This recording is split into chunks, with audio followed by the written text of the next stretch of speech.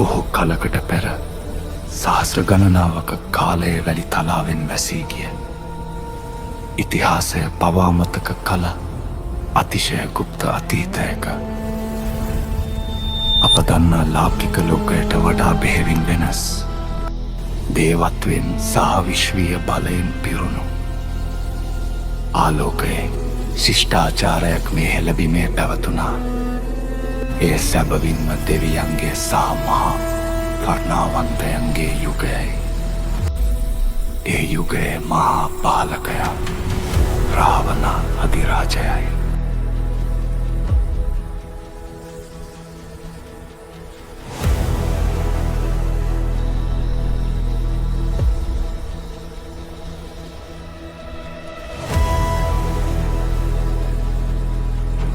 සීගිරිය බිස බලන්න. එය හුදෙක් ගලක් ලෙස අද අපදුටුවත්. එදා එය අහසේ පාවෙන ජීවමාන සිංහෙක් ප්‍රතිගුරුත්වාකර්ෂණ බලයෙන් එසවුණු මහා සිංහ මාලිගාව. නීලවර්ණ ශක්ති පරිපත මගින් මුළු පර්වතයම ආලෝකමත් කරමින් විශ්වයේ රහස්‍ය ශක්තිය හෙළදිවට රැගෙන ආවා.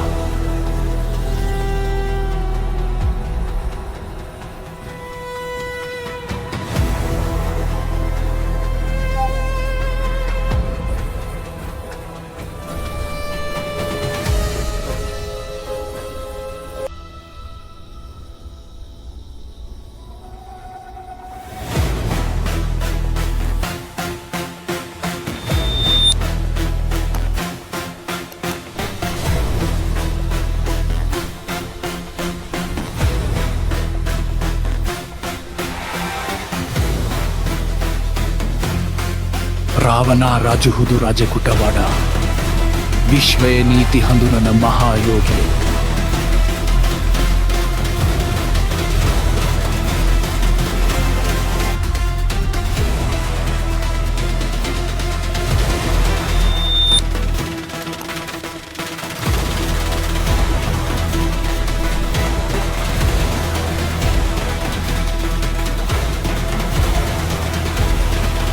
ඔහු තම දස මොලයේ ප්‍රඥාවෙන් තාරකා අතර සැරිසරන අයුරු දුටුවා. සිතුවිලි වලින් පමණක් දඩුමොනර යානා පාලනය කරන.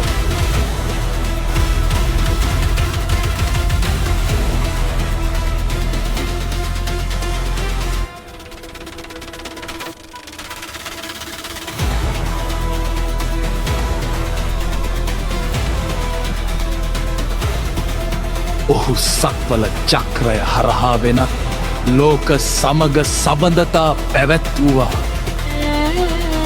තරු අතරාධිරාජ්‍ය ගොඩනැගු ඒ මහා මිනිසා අහස පවා තමා අනසකට නතු කරගත්තා.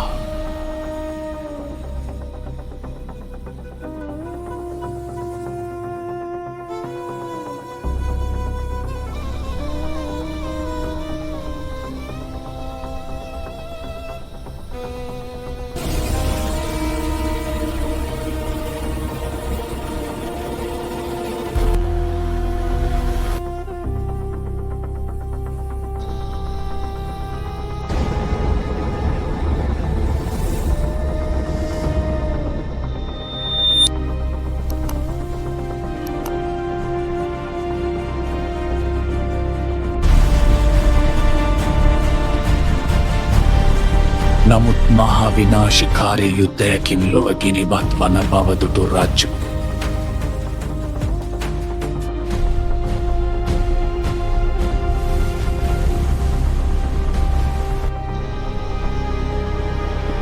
අපූරු තීරණයක් ගත්තා.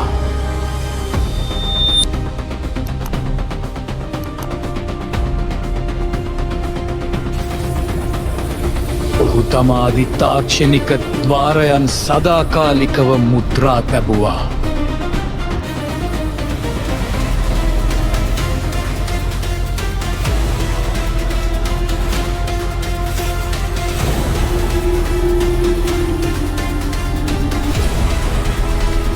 තම රාජ්‍ය මීදුමෙන් වසා ගුප්ත රහසක් බවට පත් කළා.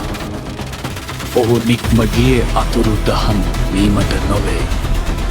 නිවැරදි කාලය එනතුරු රන්වන් නිද්‍රාවක සැඟවී සිටීමටය. බලන්න සහස්ත්‍ර ගණනාවක නිශ්ශබ්දතාවය බිඳී යනවා. ඒ සීගිරි පර්වතය ඇතුළතින් නැවතත් හුර්දා ස්පන්දනයක් ඇසෙන්නද පටන්ගෙන ගල් පවුරු මත අතීත ලියවිලි රන්වන් පැහැයෙන් බබලනවා.